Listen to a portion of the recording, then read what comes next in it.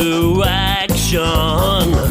I can't get no call to action, but I try, and I try, and I try.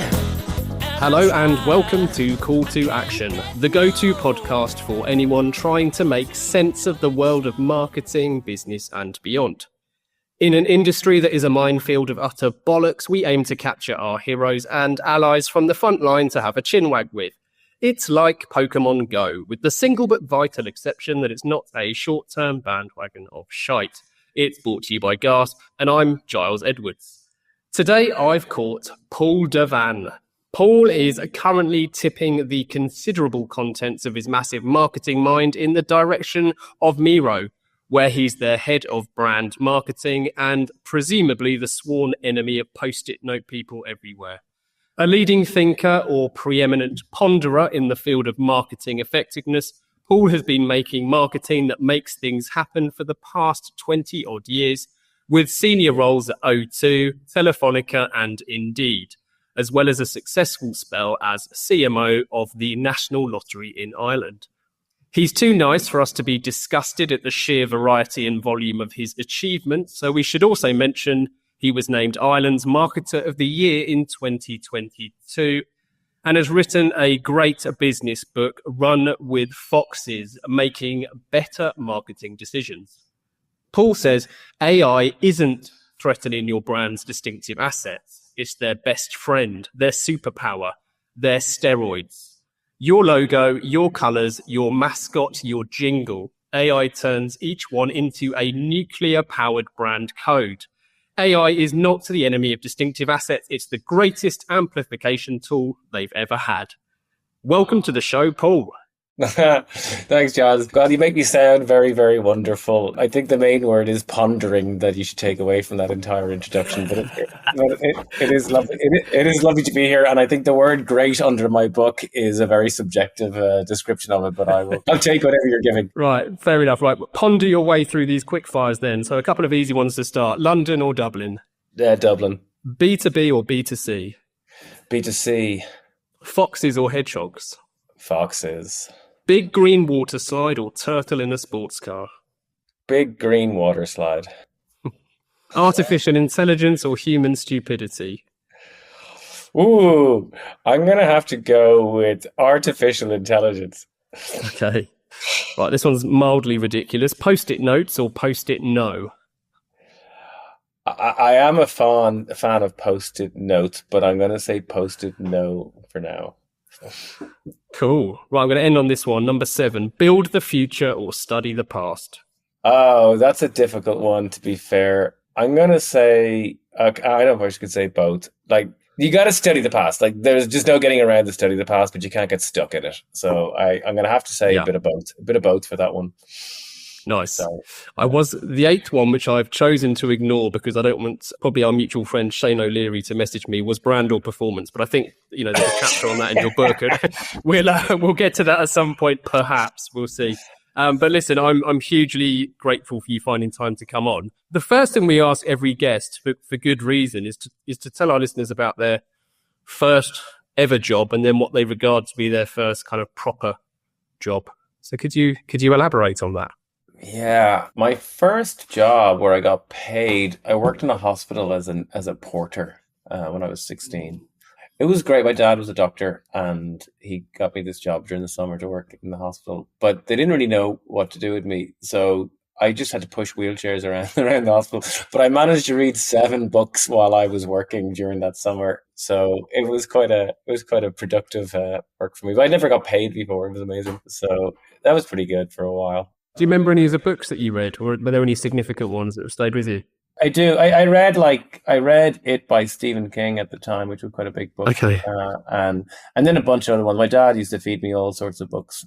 I've got twin boys who are 9, and what I really want them to do is learn to love reading. I think if they can capture that one habit, they'll be successful. So yeah. Yeah, I've got 2 girls actually. One loves reading and the other one is whatever the other end of the spectrum looks like. Yeah, it's the same for me a little bit, unfortunately. Okay, cool. And then what was your first proper job? 'Cause I know you went to university in Dublin. So actually, when I came out of college, I was a care worker. So I used to work with kids at risk. So, like kids that would steal your car and things like that. And I did that for about a year and a bit. And then realized that I was probably the only person there who was reading like marketing stuff at the time. And then I decided to quit that, and I got a job working.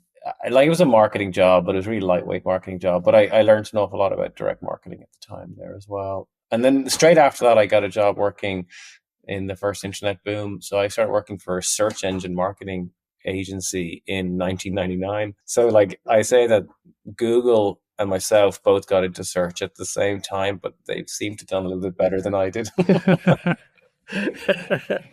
That's probably fair to say. So your time in further education, we should call it, was obviously marketing based from the off, which isn't uncommon, but it's not always the way. I think people I've interviewed in the past, there's often some kind of serendipity at play as to how they ended up where they are.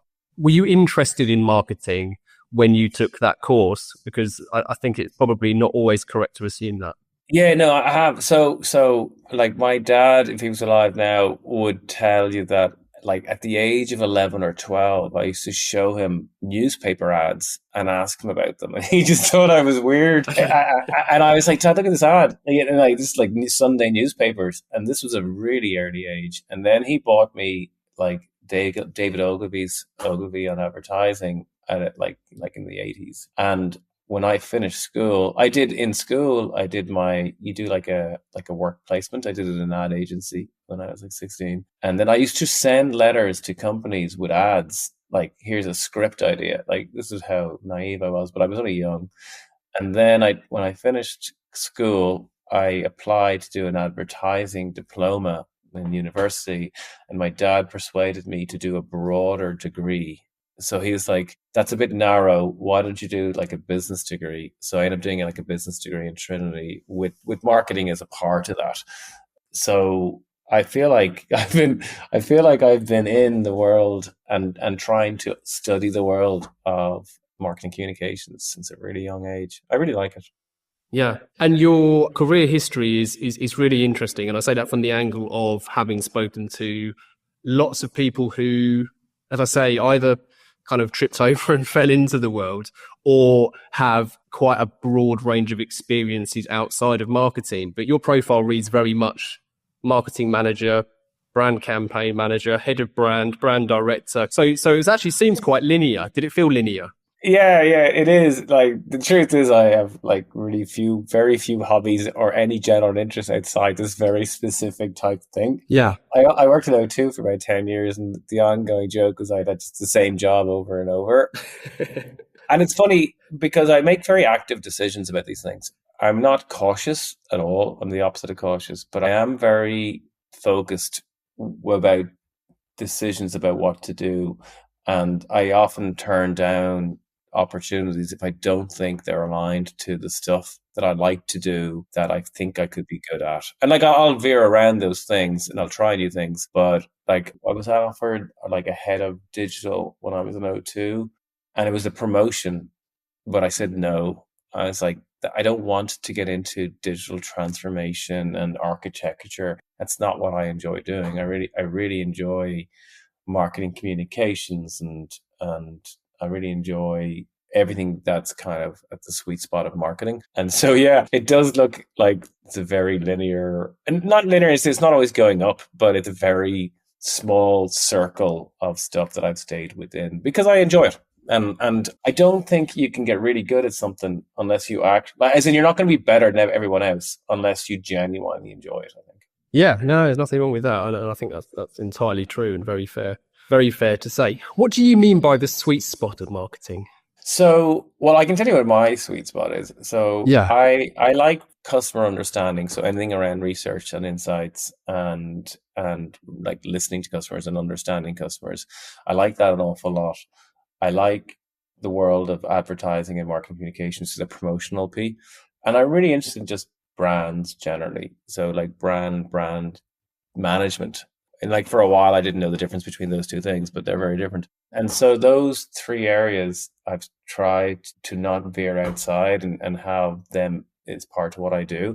And like the things I'm not that good at, like I'm not a pricing specialist. Like you wouldn't want to come to me to figure out your pricing strategy. I discovered when I joined Miro, there's a world of product marketing in like coming from a tech, like 20 years of it, a tech world, which I didn't really understand existed to the level that it existed, and it's not my sweet spot either. So you know the way most people who don't know anything about marketing, they all think it's the promotional P, and that's mostly what I'm interested in. So like even the name of the book, so it's make marketing decisions, like better marketing decisions. The enrollment foxes, like a lot of this stuff in the book is still in the world of advertising and marketing communications. So I kind of apologize up front because I don't want to further the misunderstanding that marketing is marketing communications. It just happens to be the area I've spent most of my time in. Yeah, I like that. To be honest, I really like the term sweet spot of marketing. And I appreciate that's going to be relatively subjective to some people. But I think if yours, as it does, starts with kind of research and customer, that it sounds probably broader than I expected, given you ended it by saying you like the promotional P. And in fact, there's a chapter in your book, which I will link to in this episode's listing, about brand campaign selling. So actually, there's a real truth that kind of merges the kind of brand and performance all into one. Again, I'd like to use the word sweet spot, but I don't want to take your words and mangle them and to mean something else. No, that's all right. It's more about my sweet spot. You know what I mean? Like there's like I think it depends on the category. It depends on the life stage of a company as well. Yes. What inspired you to write the book? Oh, this is a bunch of reasons. Can I just tell you the bunch of reasons, and then so here they are. If I can remember, I like to write. I think writing helps me clarify things. So, and I enjoy writing. Like I really like words. Like I enjoy writing and reading. So that's one. Another reason is I just quit my job. I was traveling too much. I had these twin boys who were really young, and I decided I could take some time off, and I did. And I said, oh, it might be interesting to do something while I'm not working. And so I used to write in the mornings. I think that was another reason. The other thing is the book is is basically a load of things and mistakes that I kind of wish I'd known about a little bit later in life. And I really wished that I had known these things when I was 26, 27. And so part of it was, it wouldn't be wonderful if someone is 26, 27 and doesn't have to spend like 15 years making these mistakes themselves. And then the other couple of reasons was I just fancied the challenge of whether I could get a book published. And then the other kind of more selfish motivation is I wondered, would it help me career-wise at some stage to have a book published? I think a lot of people, they like the idea that someone has written a book, even if they don't read it. Yeah. So this is a whole bunch of things that collectively felt like something I would do, even though I'm not sure if I could justify them against any one reason. Were there a therapy of sorts? Because, I mean, it's described as a treasure trove of confessions of an experienced marketer. That's from Peter Field. Yeah. So it was actually Peter's idea to write it, actually. Okay. I should thank him for a lot of things, but I should thank him for that. But I tell you what, it forced me to go back. It did force me to go back and go a little bit deeper on some of the mistakes I made and like just question why. I tell you what, having written the book, I'm a better marketer, if that makes sense. Yes, yeah, it makes complete sense. Peter goes on to say it's helpful and comforting in equal measure, and I think that's a better way of articulating what I was going to say. In that it's clearly it's a very intelligent book, and yet it's also quite not intimidatingly, like unnervingly humble as well. Yet it's really intelligent, as in you can tell someone experienced and wise has written it, and yet because it is a collection of stories and anecdotes, and it trips into kind of errors and mistakes of logic and thinking, it's also like it's very rewarding to read. Yeah, I'm really happy with the book. It's been a few years since I've read it, but there weren't that many books out there that were written from a client perspective. And also, I wasn't really selling anything, like apart from the book. But what I was trying to do is talk to a very broad audience in a way that's simple, but acknowledge that these are smart people. And I also wanted to get to the crux of the fact that, like, we are going to make mistakes, and we should learn from them, and we should figure out how to learn from them, but not necessarily feel shame about them. And I wanted to kind of give an honest appraisal of not just the mistakes, but like how you end up making those mistakes. And then maybe are the ways to not make them in the future. So that's kind of the genesis of it. And I tried to write, they're very short chapters, like they're only like 3 pages each. I was kind of writing them for the commute, and then COVID kicked in and there was no commute. But like I launched it like April 2020, in the middle of a lockdown. Yeah. So, but that was kind of thinking, because I also think people like to get books read. A lot of people don't like to read books; they just want to get through them. Yeah. Unfortunately, so yeah, I know I'm one of those. I am one of those. And are there many mistakes that you've witnessed since the book was first published, which was 5 years ago now, or coming up to 5 years ago now, that you think would fit into the book? I mean, we're living through a big one now, and I don't want this to sound like a seamless segue into talking about, the world of AI and how hesitant people are. Yeah, like there's a bunch of mistakes. We make the same mistakes over and over. Like, this is the truth. So, like, what I would say is this: I think, like, you've had him on your show, but like Paul Feldwick is probably the wisest man in advertising, and I only discovered Paul's writing like late in my career, and like it's like 15 years ago, maybe longer, but it's still late. And all these things that I'd wonder about and had points of view on, like, it was all there. Like, he'd written about them in his daily work, or which was called Ad something beforehand. And so I was like kicking myself for going, oh my God, like, like all this work from Stephen King and all this work from Paul Feldwick, all this amazing stuff that like would have answered a lot of these silly mistakes I made. So I think as marketers, we don't study the past, and we just keep reinventing, making up new models and all sorts of crazy stuff. And it's all there. Now, you can't get stuck in the past. Like, you got to be ready to understand that, like, the stuff that was like the results we got from before may not be the same this time because something's changed. But that's just getting into critical thinking. But yeah, so there's a whole bunch of mistakes that we make. But I even made some of the mistakes again, Giles, that I wrote about in the book. I like having written the book, I still managed to make some of these mistakes like afterwards, and like reasonably big ones. So, my dad used to say, anyone can learn from mistakes, like a wise person learns from other people's mistakes. And I was like, we're not even learning from our own mistakes. So I think that's part of it. But then I also believe if you're not making mistakes, you're probably not making any decisions. And so I've really come to, I guess my biggest learning from this is, like, you can become good at making decisions. You can follow a better process for making decisions that reduces the risks of a bad outcome, but actually don't focus just on the outcome, focus on your decision making process. That's kind of the big learning I took away from that. Yeah, totally. No, I'm pleased you've name checked Paul Feldwick, because it's funny. I come to this conversation with a similar. I think we're a similar vintage, with a similar kind of learning curve, if you like, of only discovering the likes of Paul, although being familiar with his work growing up, the likes of Jeremy Bullmore, who I think is probably one of the greatest thinkers we've ever had.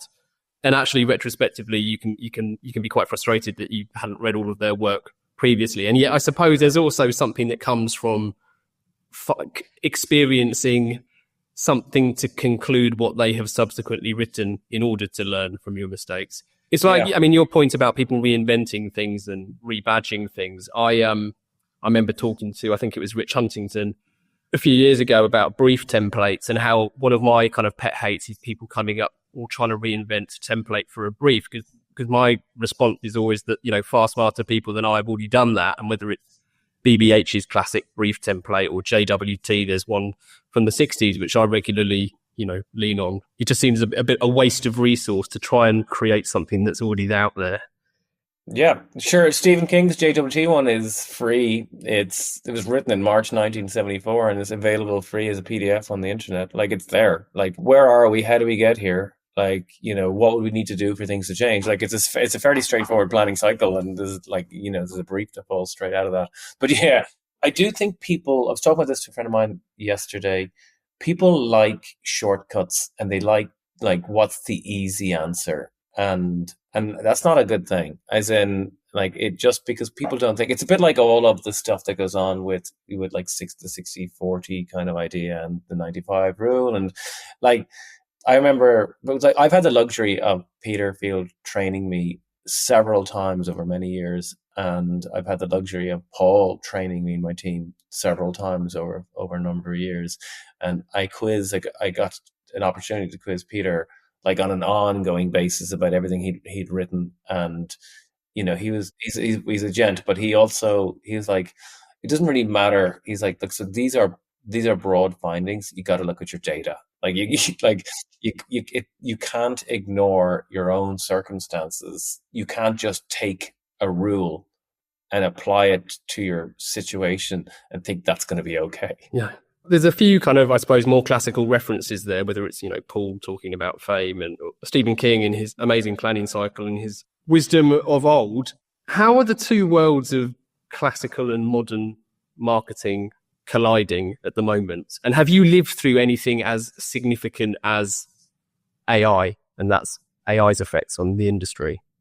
So the second part of your question is, I haven't. I think that search completely changed budgets and all sorts of marketing stuff over a period of 10 years or something like that.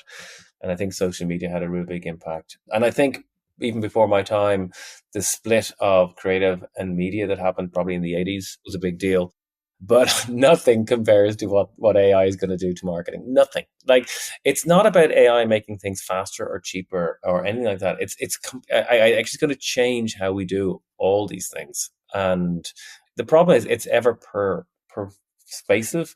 Like it's like saying, what can a computer do or what can the internet do? Like the internet is in all parts of our lives, from everything from WhatsApp to turning on your heat and like what shows you watch, booking your flights.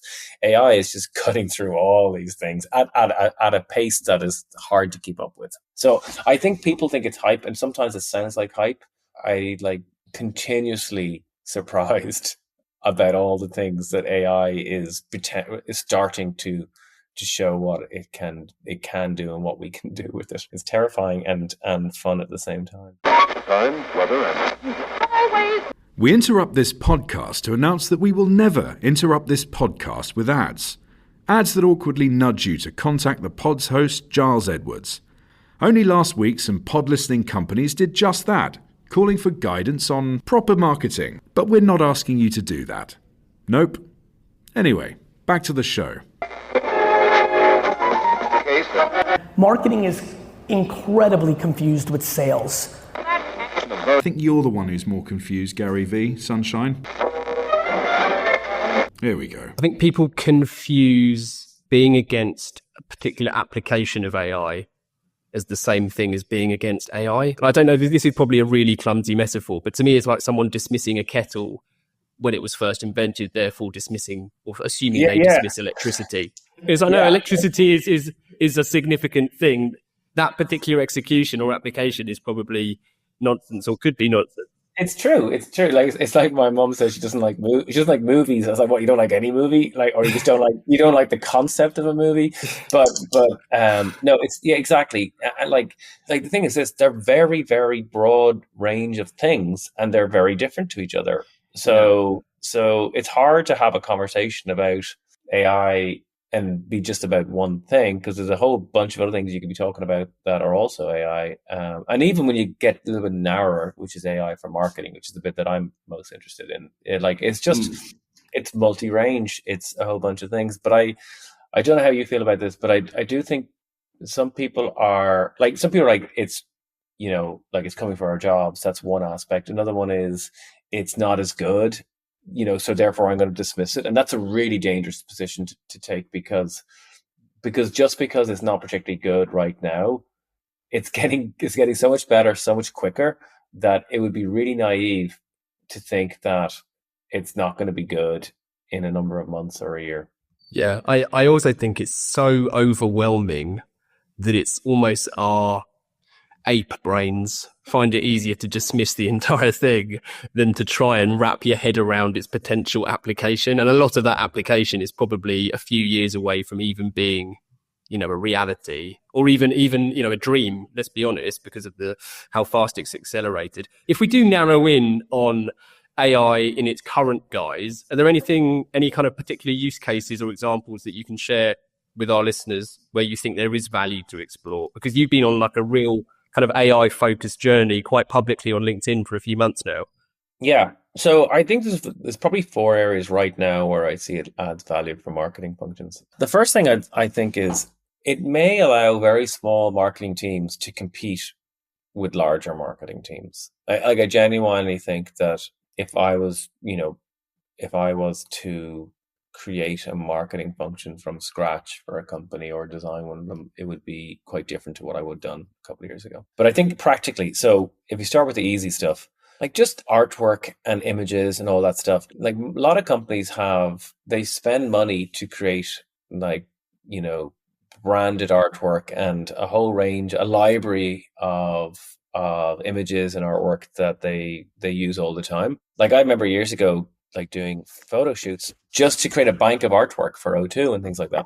And you need that stuff for your company, for your brand. But like there is no reason to spend that kind of money again on doing those kind of photo shoots for most companies. I'm not saying there aren't exceptions to the rule, but sure, of course.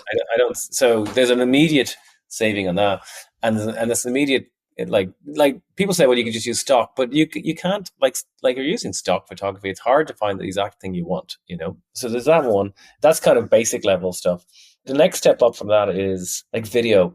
So like video has always been a trade-off for marketing functions. Like, should we create video? We think video would be better. Like, it'd be better to have video in our ads, video content. Like, it just feels like it'd be better than having like static stuff. But there's a trade-off. Like, it costs more to make. It takes longer to make.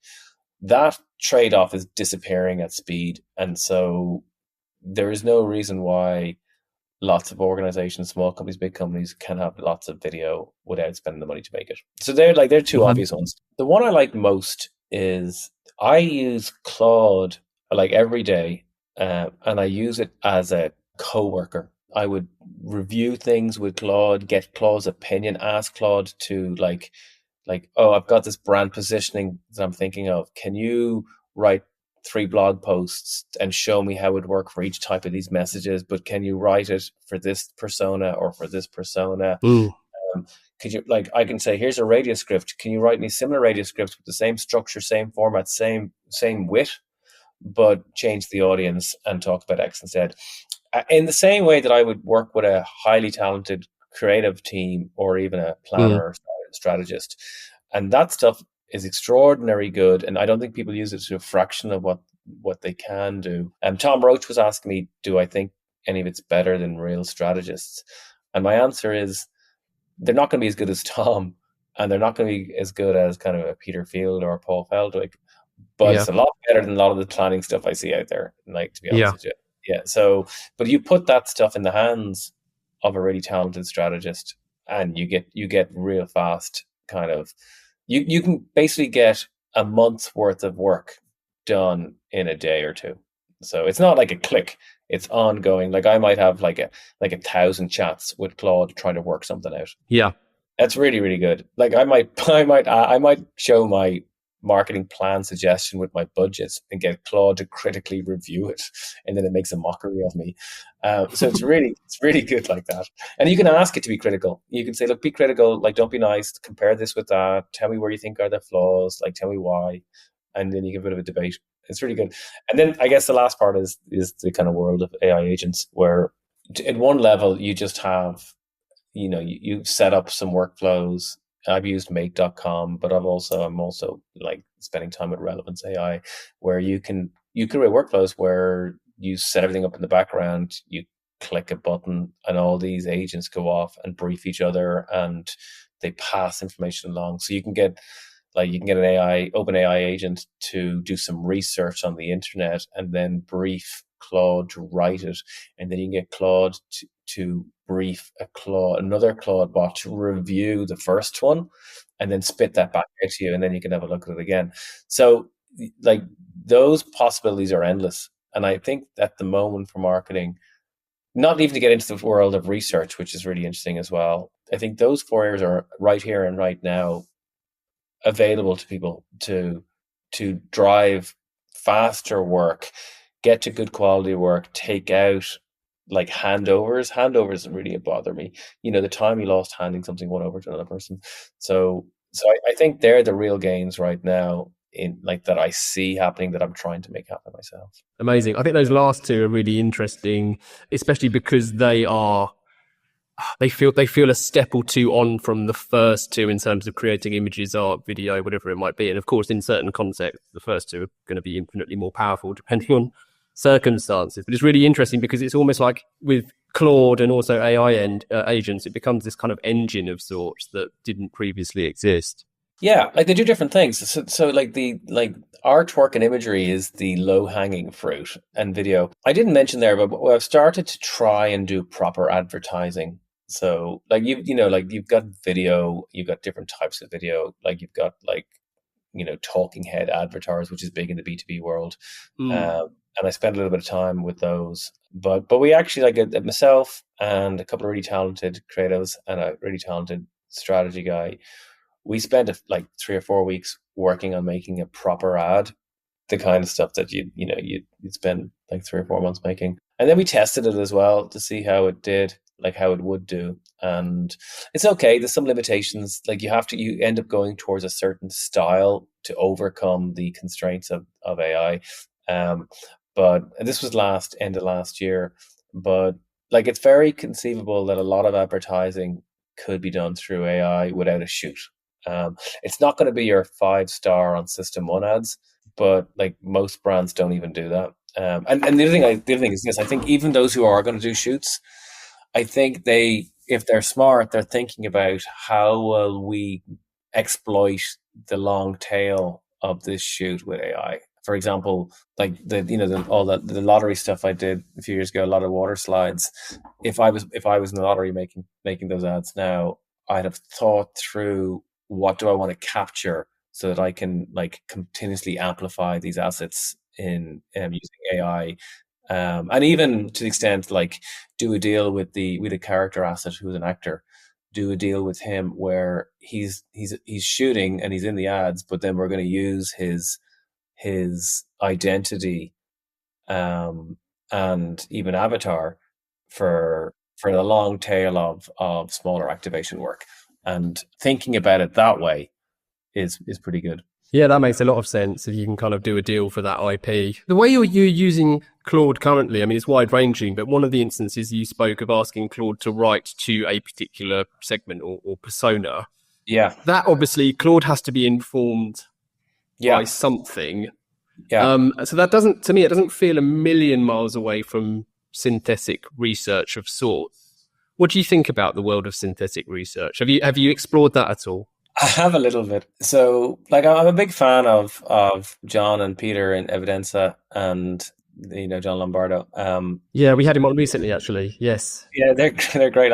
So I've looked at some of their stuff, and Phil Barden has from like Decoded. He's invested in a thing called Brain Suite, I think it's called, which I've looked at. That's right. Too. Yeah, it's like a German.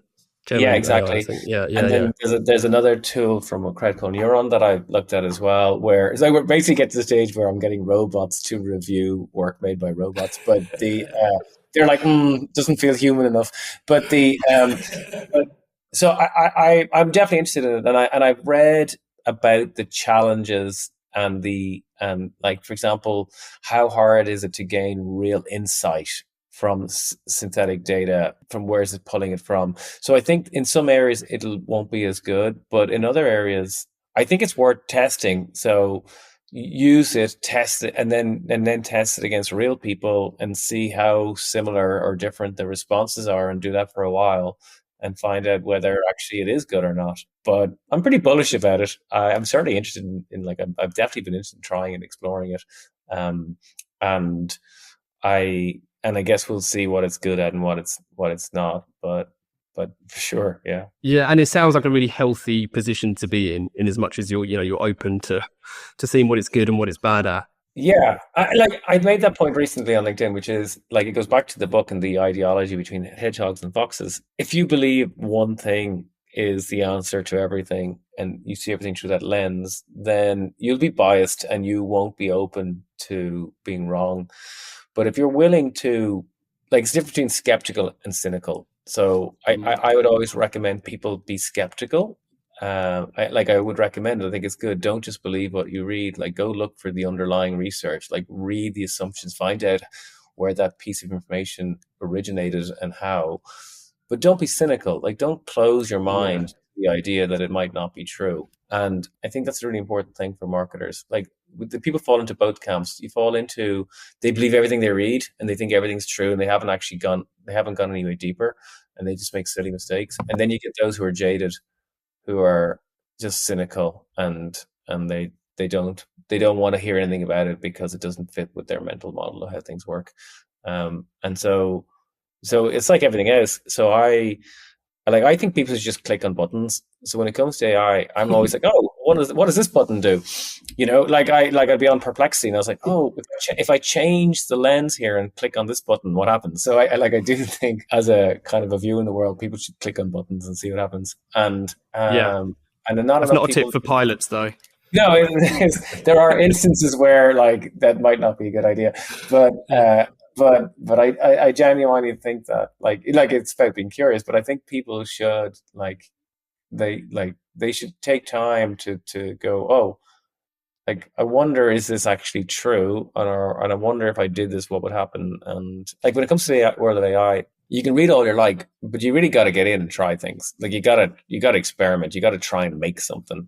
Otherwise, you're not really experiencing it. And so like, I like to read a lot, but I'm a big fan of doing. So like, make something, see what happens, find out where it fell down, and be enthusiastic, but understand there's going to be limitations. You know? Yeah. I love that point about being skeptical, not cynical. I think I was riddled with cynicism a few years ago, Paul. It was one of the reasons why we started Call to Action, was trying to cure my natural cynicism that I just kind of felt creeping in more and more.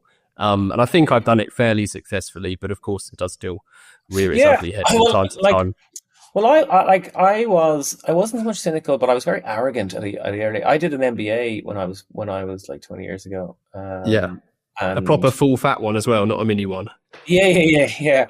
But what happened was this: I did an MBA. I was working in O2 at the time. I was always the most knowledgeable person in the room about my very specific area, you know. And like, I'd read every book about everything to do with any kind of marketing communications. Like, I'd gone deep on everything on direct marketing, like right down to like catalog size, image pages, like ink to paper ratio, like all that stuff. Yeah. And I kind of knew it all, but I ended up being like having a lot of knowledge, but not being very wise. And I had this kind of arrogance, and I would shut people down in meetings. I would close them off. I'd scorn at their like ridiculous kind of lack of like marketing structures and all sorts of things.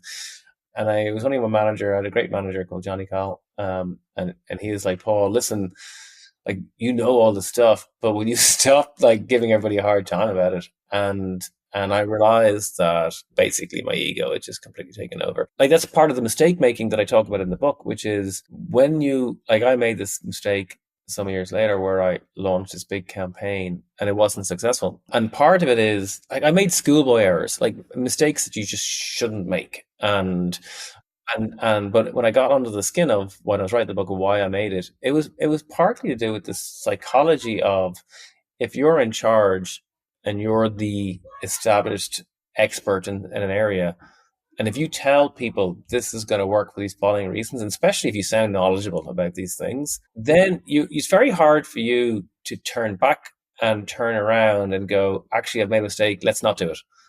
Because you look like a fool, you think you're going to get fired. And so all those things are kind of psychological, and they play on your brain. And it makes it very hard for people to put up their hand and say, I've made a mistake. I can't. We shouldn't do this. I'll give you an example. I don't know if this is going to talk, but like when I worked in the lottery.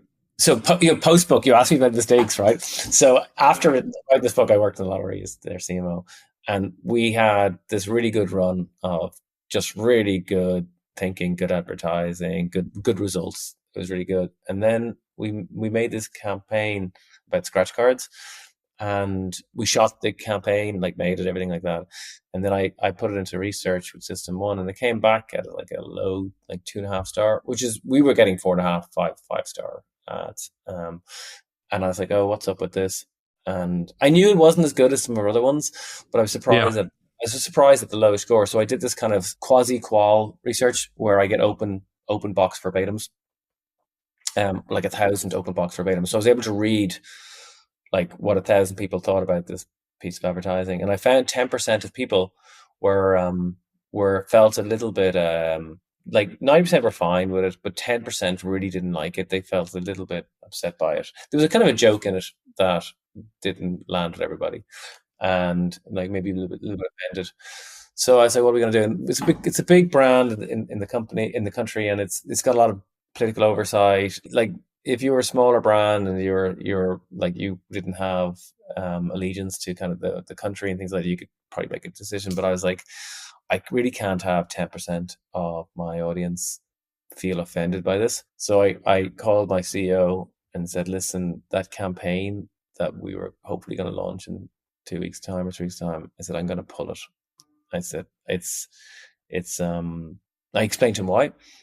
And he, being a very smart man, he was like, "Okay, I get it." He says, "Do you know why you made the mistake?" And I said, "Yeah."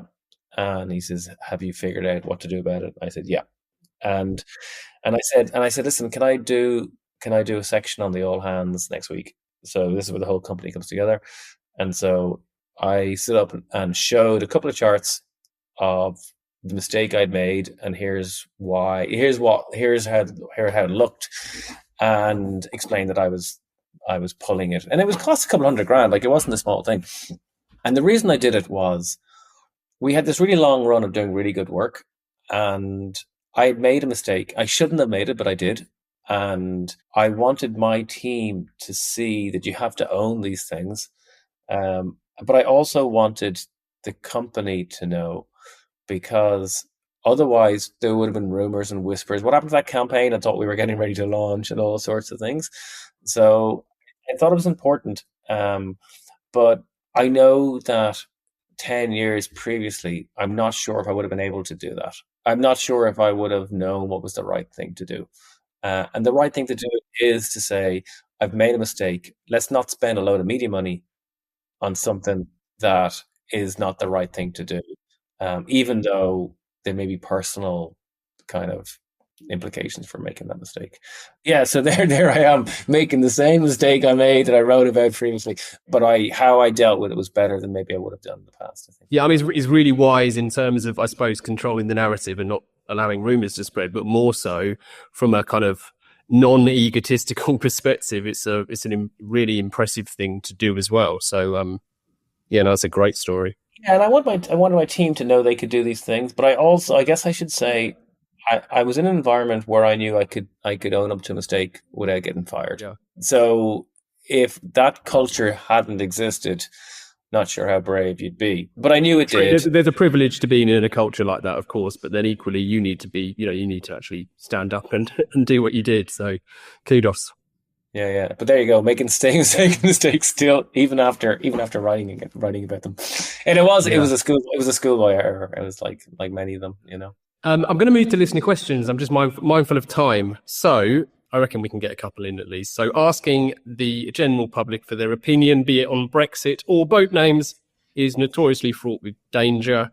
I'm going to stick to two. I think that's probably wise. So Chelsea asks, if you could embed one chapter of Run with Foxes into every marketer's brain, which would it be and why?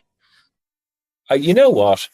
It's probably chapter 1. So chapter 1 is I didn't wear a seatbelt, and that's essentially that's getting under the skin of mistakes, which is, so the analogy is you could not wear a seatbelt, right, and get home safe, right?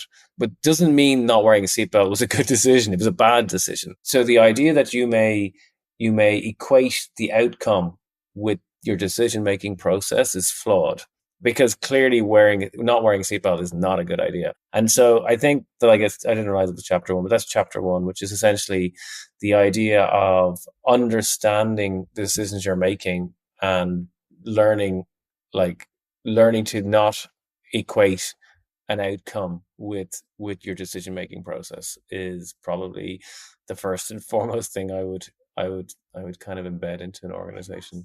There is another one which is harder, which is like understanding the return on your spend. So like, because actually in the book, I don't know what the chapter is, but it might be maybe titled here somewhere. But I have a thing in it, which is the first thing I do. Probably should have been it. Chapter 4 is the first thing I do, and that is the first thing I do when I would, if I was joining a marketing function. And funny enough, when I started Lottery, that was the first thing I did in week 1, which is I tracked down a wonderful woman called Louise to help me do some econometric modeling. So I said, look, it's going to take me a few months to get results, but let's start to understand how much profit our marketing activity drives. And so then so that is not going to be this thing that just keeps coming up time and time again. And it turns out like that the return on advertising and marketing in the lottery is very profitable. So it was quite helpful. Yeah, amazing. Good answer. Question 2 is from Elliot. Elliot asks, SaaS companies, so software as a service companies, aren't known for taking a right brain approach to advertising. How can you add some much needed creativity in a left-brained industry? Yeah, I think it's getting better. It's funny because I think a lot of the marketers in these organizations haven't come from consumer B2C type organizations. So they're just not even familiar with a lot of the work from Ehrenberg Bass or from Peter Field or Paul Feldwick. It's just not their world. And so there's a lot of education to be done. And I think, like I have this phrase is, if you can't go in the door, go in the window, so I think you just got to find a way to see if you can get some small results and get people excited about those things.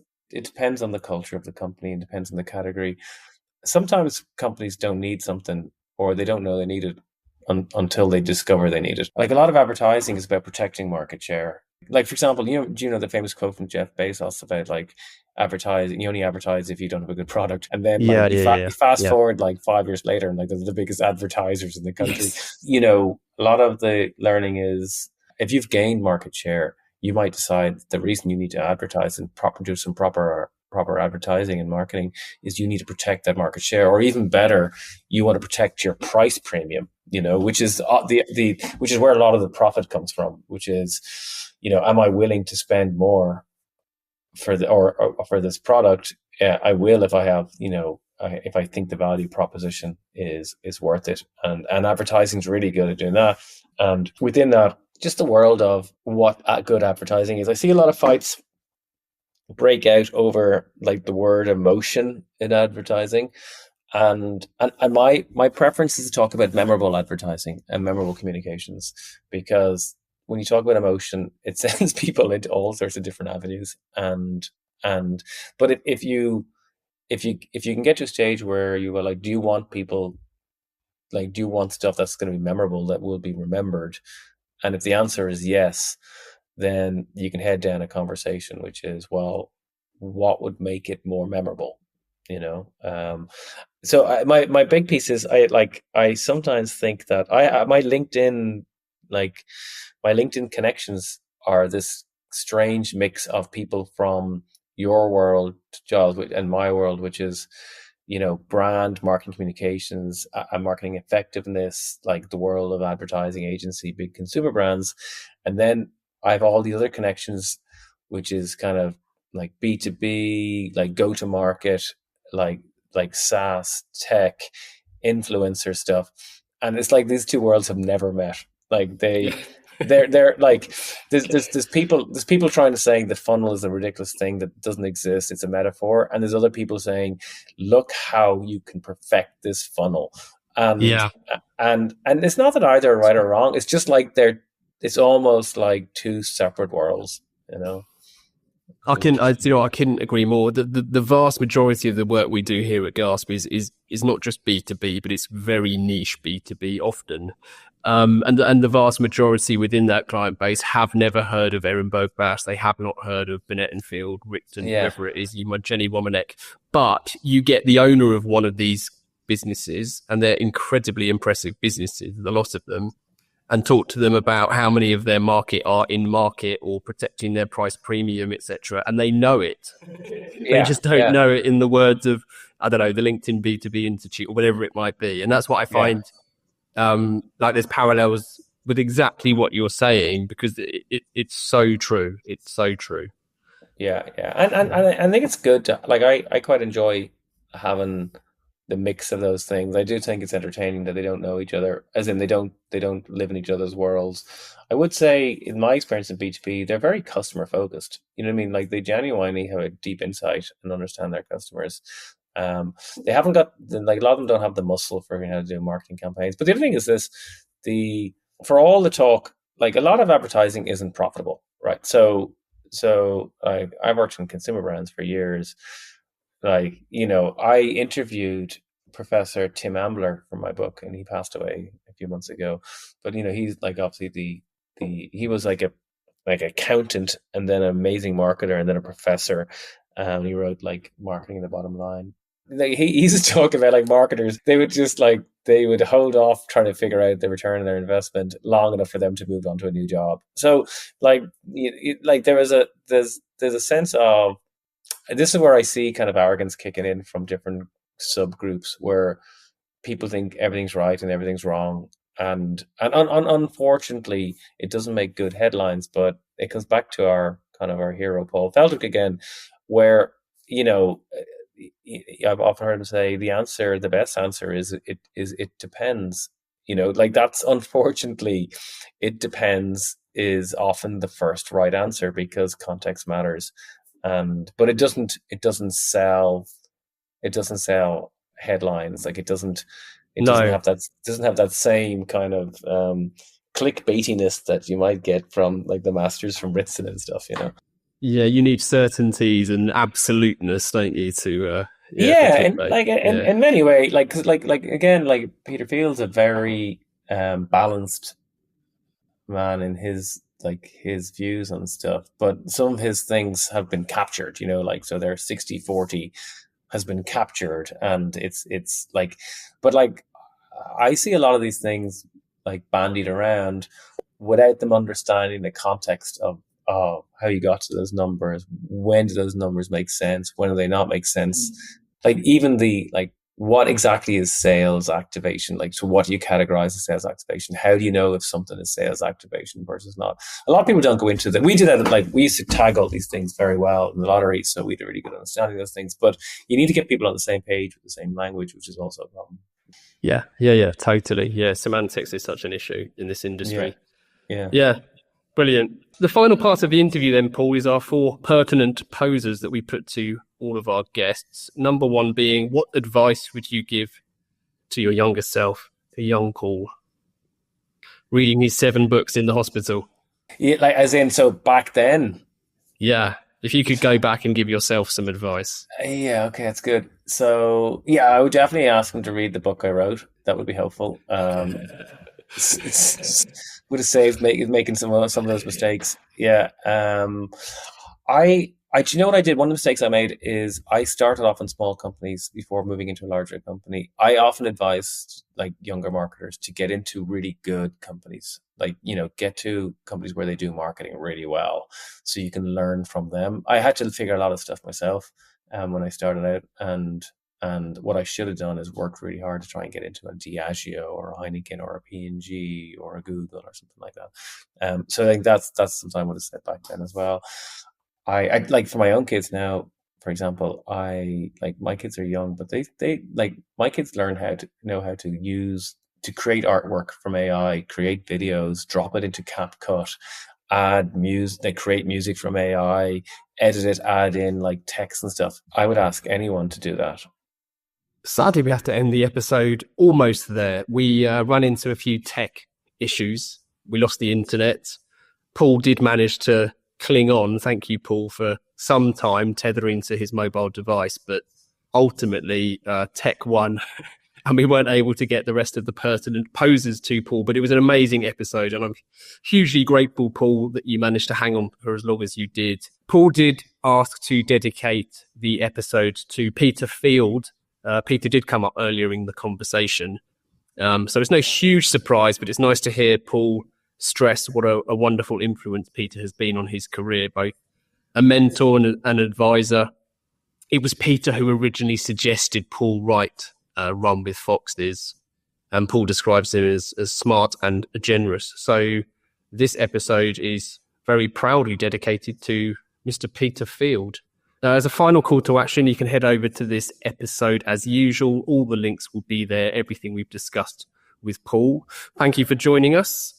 If you've enjoyed this episode, please do share and review the podcast. We value your support hugely. Keep your questions and guest requests coming in. To get in touch, it's easy to find Gasp online or email calltoaction@gasp.agency.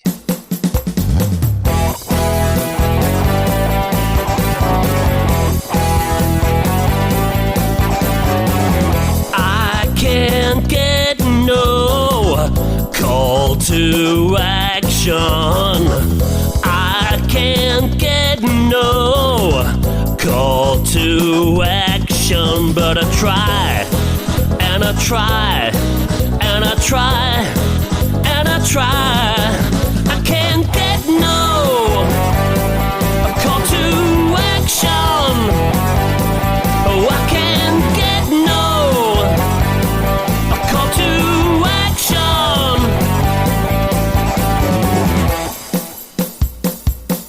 Yeah.